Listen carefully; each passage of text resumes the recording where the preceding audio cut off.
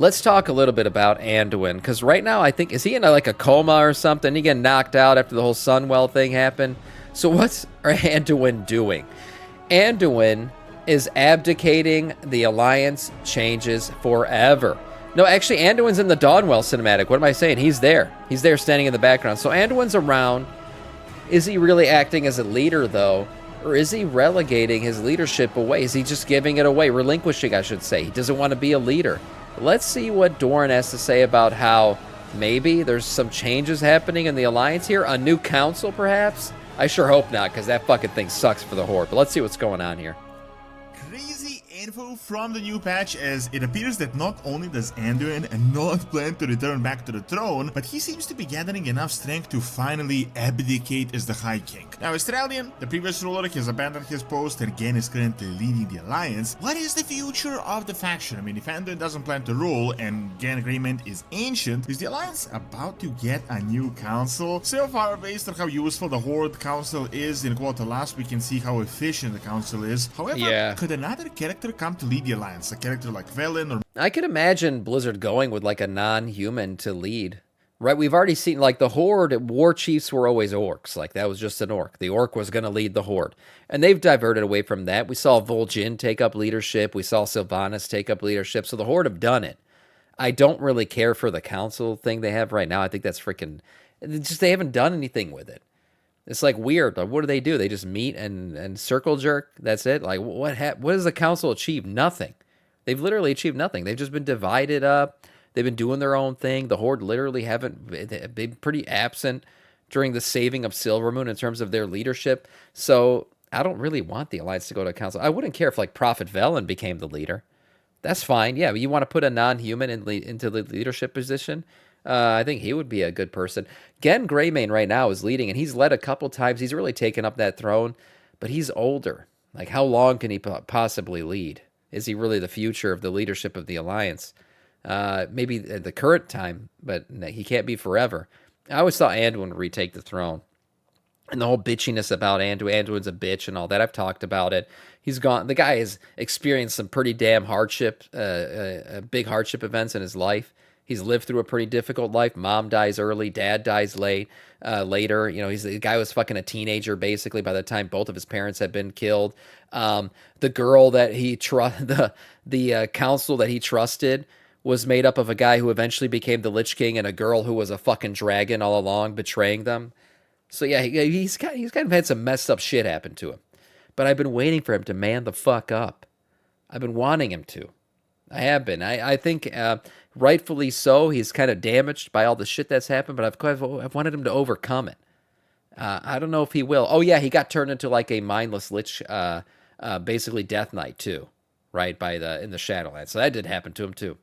We'll see what happens with him. Or maybe Jaina, or is this just a red herring and Anduin will ultimately return? So far, the leadership of the Alliance is uncertain. It seems like we're at the dawn of yet another council. So who is going to be the High King of the Alliance, and will there even be a High King anymore?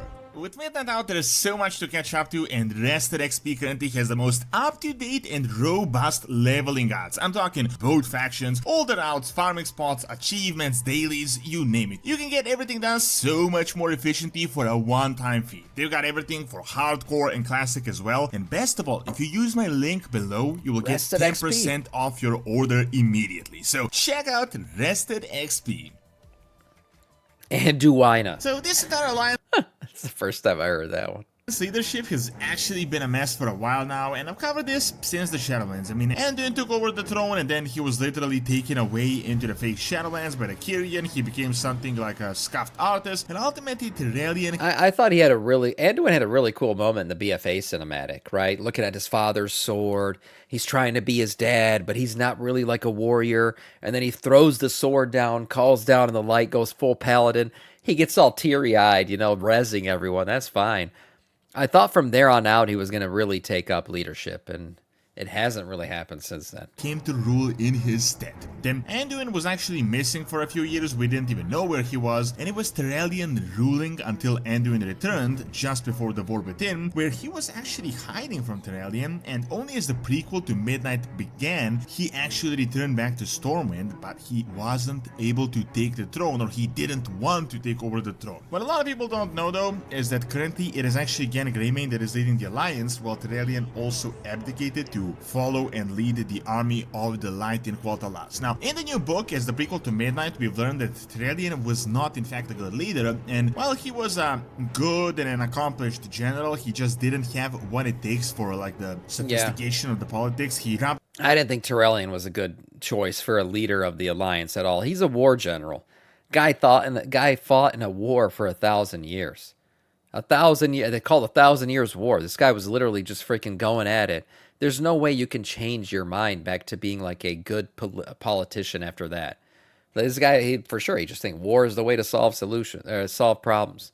So I didn't think he was going to be the leader, and I was hoping he wouldn't. I actually thought he might go down a bad path here. He hasn't yet. They're kind of redeeming him in a way. So we'll see what ends up happening with him. A lot of people the wrong way in Storm. Alliance leader, not a good choice. And realistically, we've also known, like we've always known, that he was not going to be a permanent leader of the Alliance. He's also from a completely different kingdom, as this guy is a Lordaeron noble. While Lordaeron and Stormwind were allied on an occasion, they're not exactly that well connected, so technically he was always just like a foreign ruler in Stormwind. Now, as the War Within stuff happened and Anduin got through his troubles, he returned to Stormwind, but decided to actually go help in Quatalas once again, leaving the Alliance this time to Gan Greymane. However, as Vilnius was recently taken, I don't think Gan is set to become the main Alliance leader, as he's pretty old and he's also from a foreign northern kingdom. Now, personally, I think by the way, I think Gen's a great character. Remember when he told Anduin, "Hey, you want to marry my daughter? Maybe get hooked up a little bit." He's just a nice guy, and I feel like he really does see Anduin as like he tries to act as a fatherly figure to him. I mean, he was obviously there when Varian died. You know, remember he's screaming no as the ship pulls away. He's really grown a lot. Even his hatred for the undead, he's kind of learned to look past it a little bit. I think he's a great character. He lost his son at a young age too. He's been through his own trauma. I was actually expecting that Anduin was about to return very soon, but something absolutely crazy just happened in 12.0.5 with the end of the entire Sunwell situation, the Dawnwell, and the talks we got. In particular, we got a dialogue between Anduin and Velen talking about Stormwind, and also that famous vision you may remember from back in the day when Anduin was about to lead the Army of the Light against... So this one, I actually thought that Anduin's hair, remember when his hair turned white in the Shadowlands when he got like Death Knightified, basically? I thought his hair was going to remain white, and it was going to be like, oh, we're going to eventually get to this point where maybe he's not super old, but his hair was all white because of what the jailer did to him, but it didn't end up happening. Yeah, he went back. Characters left and right are being redeemed too quickly from writer's perspective. It doesn't feel earned. I agree, the Terrellian shit, I do feel like we're just kind of looking past it, and he is kind of getting redeemed without really earning it. Now, we'll see, though. He's not done yet. His son Eretor did try, right? He built him up the shield and all that stuff. We'll see where they actually take the character. But yeah, there has been a lot of almost like off-screen redemption. Like, oh yeah, we're just gonna accept this guy. He's fine now. Happened a lot with the elves. The Void, which is pretty much happening right now. However, in the vision, he was actually an old man, so this was like a distant vision. In a way, they kind of confirmed that it might not be a canon vision, and that Velen sees multiple visions for Anduin, which, I gotta admit, is kind of strange for a light user, as so far as we know... That's another guy who might get a redemption. What about Illidan? Illidan did actually get his redemption, basically, in Legion, and now that was a well-written redemption, though. That's how you do it. Like Illidan, you know, he was still very much himself. He wasn't even seeking redemption. He basically got redeemed by being proven right for a lot of shit.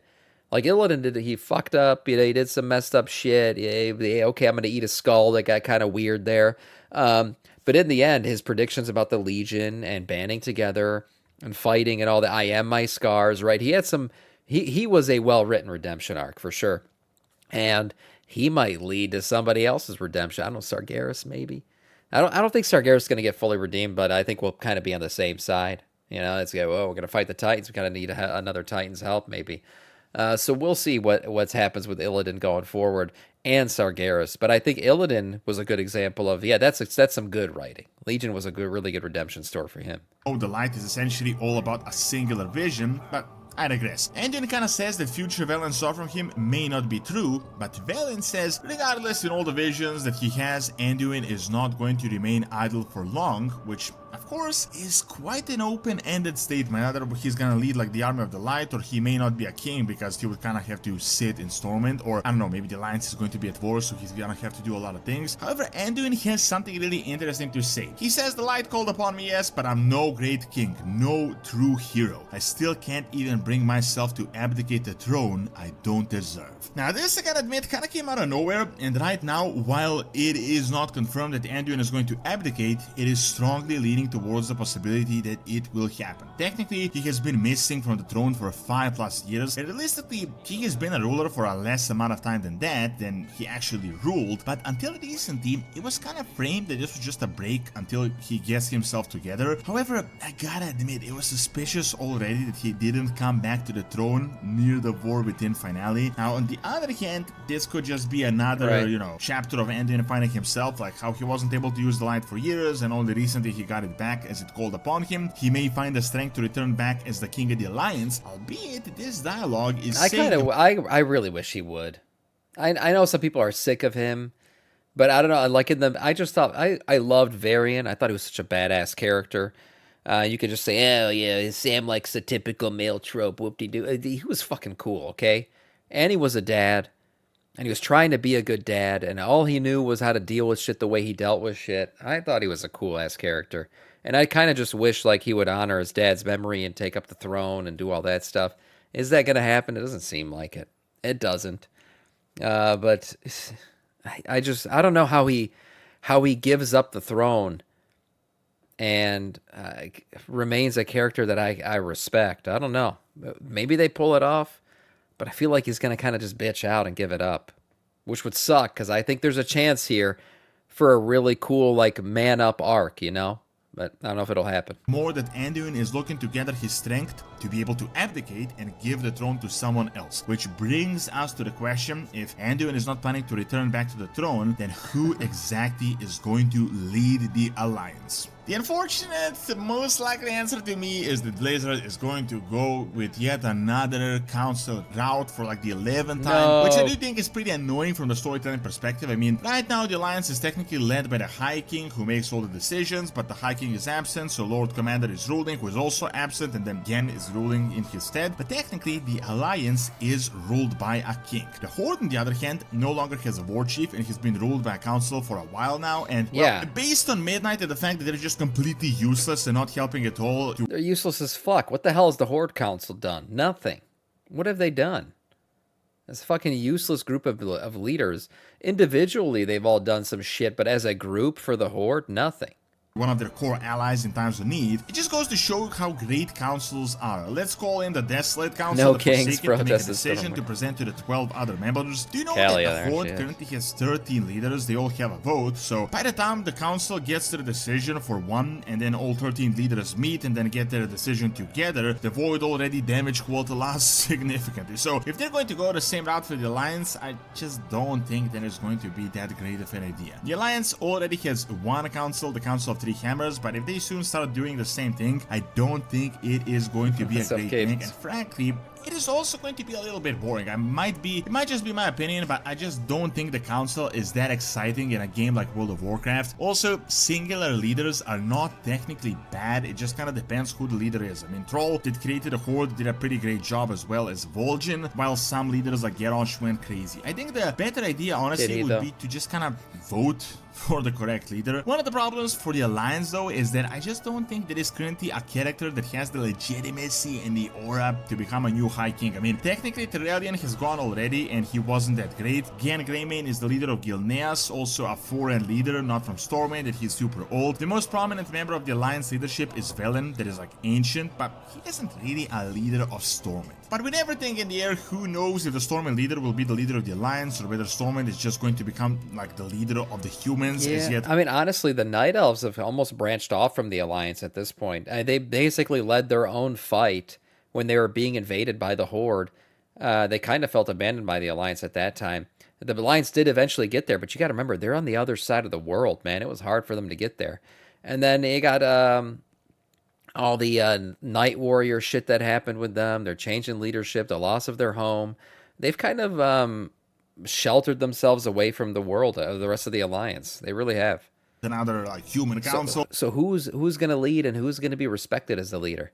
Man, look at young Anduin there. But we don't really have a member as prominent. Cutscenes. Maybe Jaina, that is pretty well established in the lore, but she also had a crazy streak on her own, so I don't know if you want to go down this route. And Have the players has no vote? children, and he's the only one with the legitimacy, as his family has ruled Stormwind for ages. This could just be a storyline to get us to be uncertain for a bit until Anduin gathers himself to get back on the throne, but if he doesn't, and as I said, I don't think there will be a really satisfactory decision that they can really do as an alternative to Anduin being High King either, and most likely the Alliance is also going to get a council, meaning it will be ruled just like the Horde, or a character like Velen or Jaina might take over the Alliance. As by the way things are going, I don't think Tyrellian is planning to return back to the throne. The only last remaining possibility is Gan Greymane continuing to rule Stormwind, but as I said, to me, this always seemed kind of like a temporary decision, especially as his own kingdom has recently returned. I mean, I know his daughter is leading it right now as the Queen of Delneas, so if he's not leading his own kingdom that he has led all his life, I don't think he plans to lead the entire Alliance, as he's probably in like his 70s or maybe even 80s by now, as far as we know. However, Maybe. times are definitely uncertain for the Alliance. Thanks for watching. Check out how for some reason it was the World Soul that summoned the Light Army by clicking on the screen, and subscribe to my brand new Witcher lore channel that I recently opened by clicking on the screen as well. See you next time. Yeah, where does the Alliance leadership go from here? I really don't know. I hope they don't go with... I almost feel like the council version of leadership is lazy. I feel like it's just lazy writing. Like, yeah, we don't really know. We haven't written this well enough to actually have somebody have developed into a leadership role. So we're just going to like let everybody pick a leader. Just go ahead. All you guys pick a leader. Form up a group of leaders that can't get anything done, and we'll just call it a day. That's how I'd feel about another council forming. I even think, I've mentioned it before, Lorthamar should be the Horde leader. He's the only one who's really done shit. He's gotten things done. He's been a good leader, not only of the Horde, but of his people. I think he's the most deserving one to actually lead the Horde and get things done. Even when we were fighting against Nyalotha and all that, he was there. Bro has shown up to all these boss fights. Like, he's been in all these big battles. Him and Jaina were there when we fought against Ajara down in the freaking depths and shit. So I think he's he would be a great leader, and actually the Horde would become more efficient because of him. Would the orcs listen to an elf? I don't know. But the Alliance, they got to pick somebody, man.